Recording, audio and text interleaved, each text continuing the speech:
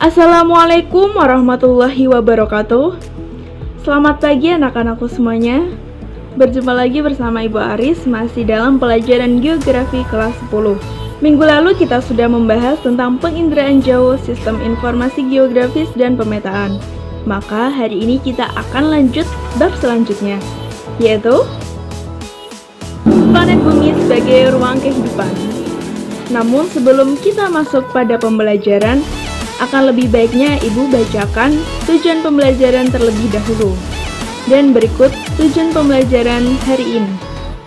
Tujuan pembelajaran yang pertama, peserta didik dapat menganalisis teori pembentukan jagat raya.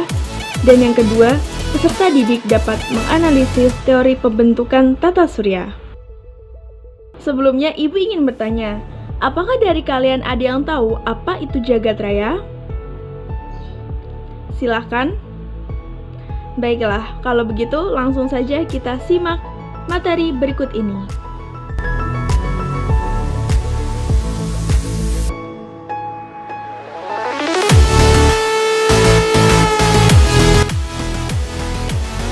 Alam semesta adalah seluruh ruang dan waktu tempat kita berada, dengan energi dan materi yang dimilikinya.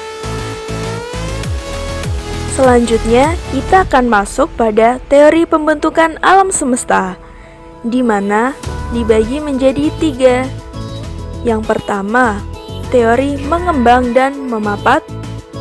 Yang kedua, teori keadaan tetap. Dan yang ketiga, teori ledakan besar. Berikut penjelasannya.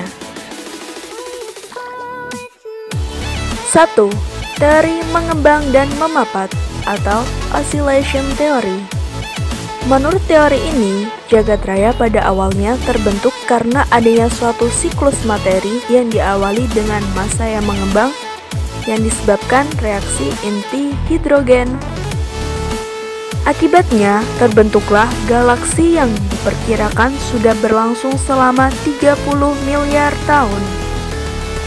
Galaksi tersebut lama-kelamaan akan meredup, kemudian memapat yang didahului dengan keluarnya pancaran panas. Peristiwa mengembang dan memapat tersebut berlangsung selama terus-menerus, sehingga teori ini disebut juga dengan teori ekspansi dan kontraksi. Yang kedua, teori keadaan tetap, steady state theory. Teori ini mengatakan bahwa alam semesta tidak memiliki awal dan tidak memiliki akhir. Teori ini diusulkan oleh Sir Fred Hoyle. Ia mengatakan bahwa alam semesta tidak terbatas dalam waktu dan memiliki kondisi yang sama dengan sebelumnya dan sekarang. Nah, yang ketiga, teori ledakan besar, The Big Bang Theory.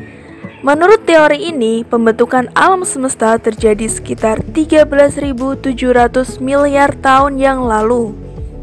Menurut George Lemaitre, dahulu terdapat galaksi yang saling berdekatan. Galaksi tersebut berasal dari massa tunggal yang menyimpan suhu dan energi yang sangat besar. Hal tersebut menimbulkan ledakan yang dahsyat sehingga menghancurkan massa tunggal tersebut. Akibat ledakan besar tersebut, banyak materi yang terlontar ke segala penjuru semesta dalam bentuk serpihan-serpihan. Nah, jadi itulah asal mula terbentuknya jagat raya. Teori ini dapat dijelaskan dengan menggunakan rumus relativitas Albert Einstein.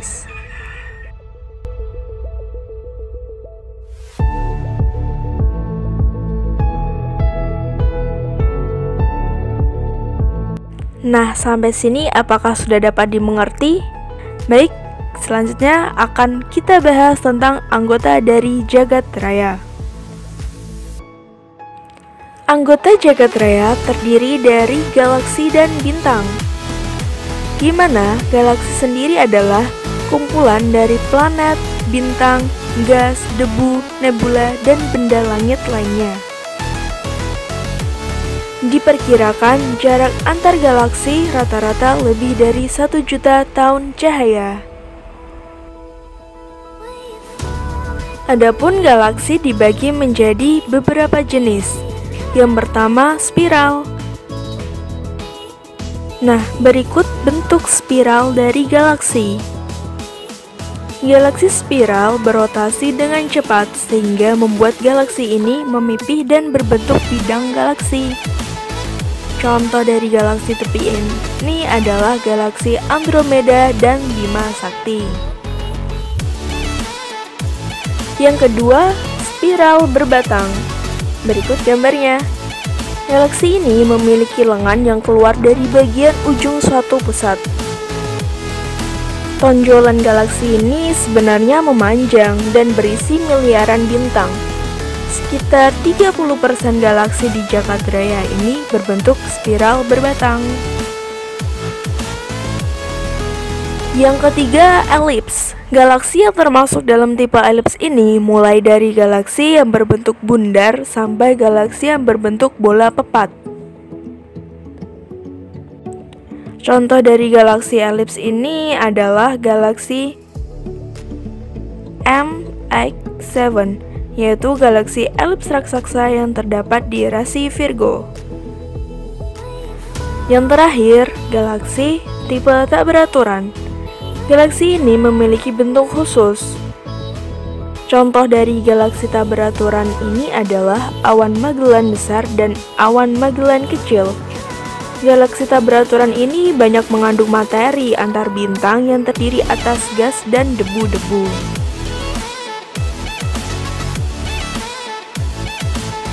Adapun anggota dari Jagat Raya yang kedua yaitu bintang. Bintang sendiri merupakan benda langit yang memancarkan cahaya dan panas sendiri. Bintang dibagi menjadi dua jenis, yaitu bintang semu dan bintang nyata. Contoh dari sistem bintang antara lain ada Tata Surya, Sirius, Alpha Centauri, Four Centauri, Mizar, Castor, Null P, dan Cygnus X1.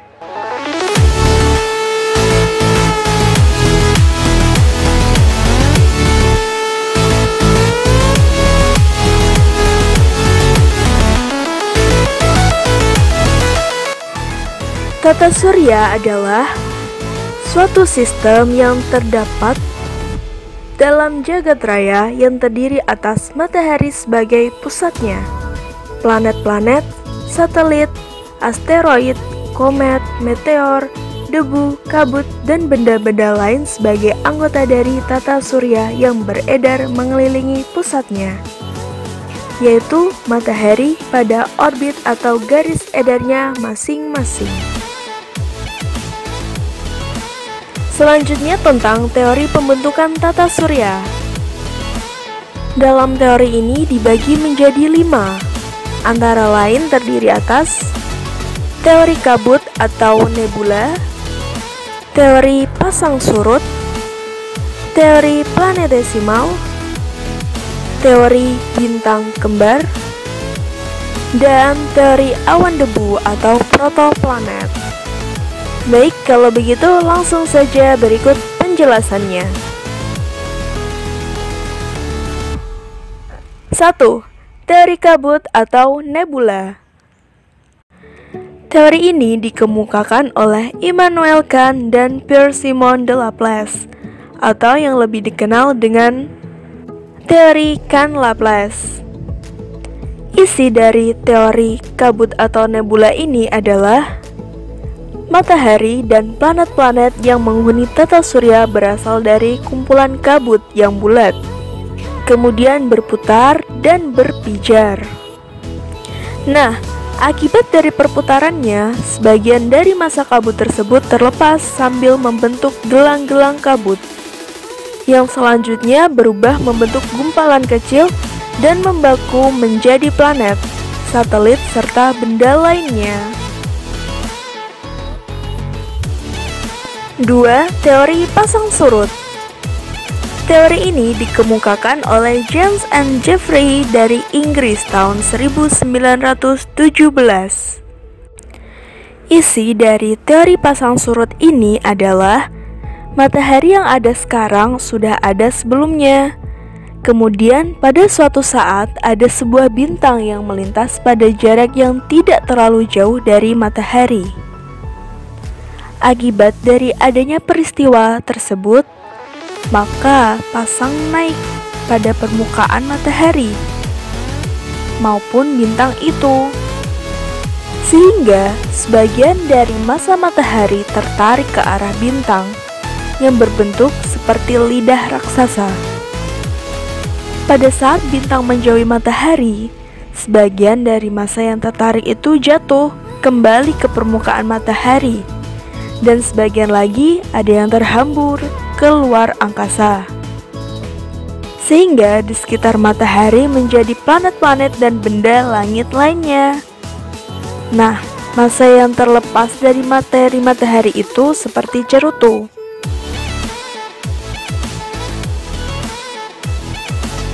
Yang ketiga, teori planetesimal. Teori ini dikemukakan oleh Moulton dan Chamberlain dari Amerika Serikat.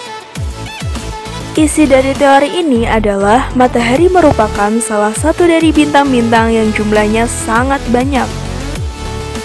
Terdapat sebuah bintang yang berpapasan dengan matahari pada jarak yang tidak terlalu jauh, sehingga terjadilah peristiwa pasang naik pada permukaan matahari dan bintang tersebut, yang mana sebagian dari massa matahari tersebut tertarik ke arah bintang.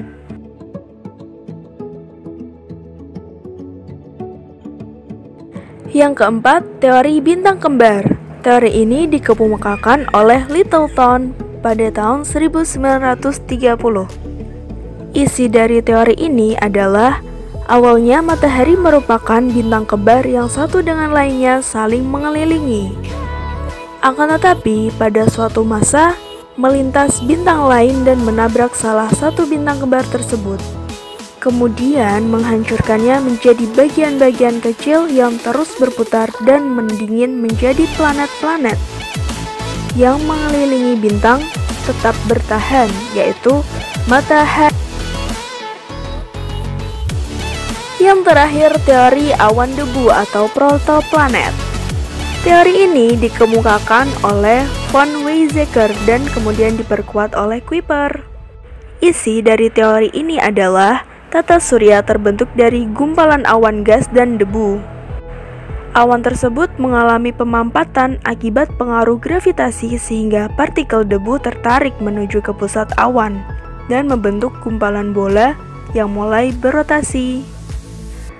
Akibat rotasi yang cepat ini, gumpalan gas mulai memipih dan membentuk suatu cakram yang tebal di tengahnya namun tipis di bagian tepi. Nah, gumpalan yang terletak dalam satu orbit ini kemudian menyatu membentuk protoplanet. Protoplanet berotasi dan akhirnya membentuk planet dan satelit-satelitnya.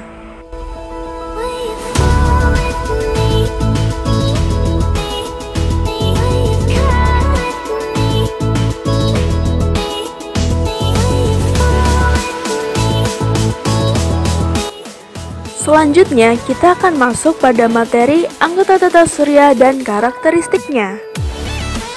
Tata surya sendiri terdiri atas matahari, planet, satelit, komet, meteoroid, dan asteroid. Oke, kalau begitu langsung saja berikut materinya.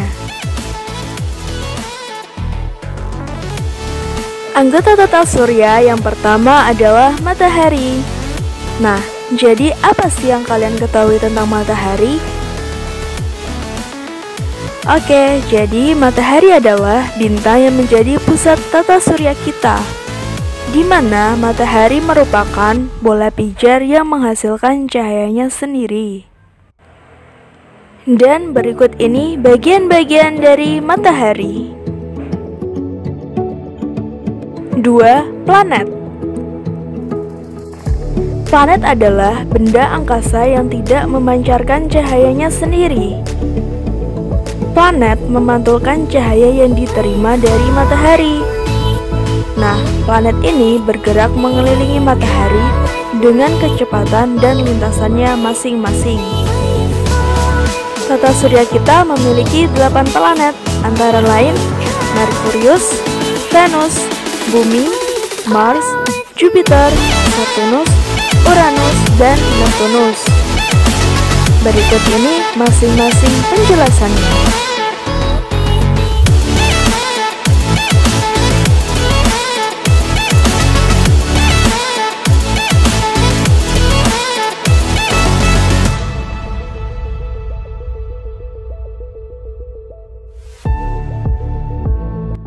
Anggota tata surya yang ketiga yaitu satelit. Satelit adalah benda langit yang mengelilingi suatu planet, meski tidak semua planet memiliki satelit. Nah, jarak rata-rata lebih besar dari kawasan Ross Planet. Berikut penjelasannya. 4. Komet. Komet adalah benda angkasa yang beredar mengelilingi matahari, bercahaya seperti bintang, bagian tengahnya bercahaya terang, dan berekor panjang yang menyerupai kabut. Ekor komet sangatlah panjang, namun arahnya selalu menjauhi matahari. Waktu beredar komet berbeda-beda, ada yang tampak setiap 5 tahun sekali, ada juga setiap 76 sekali. Contoh komet adalah komet Halley.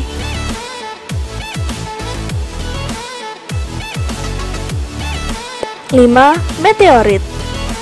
Meteor adalah benda angkasa yang meluncur di angkasa luar, masuk ke dalam atmosfer, dan menyala karena gesekan dengan udara.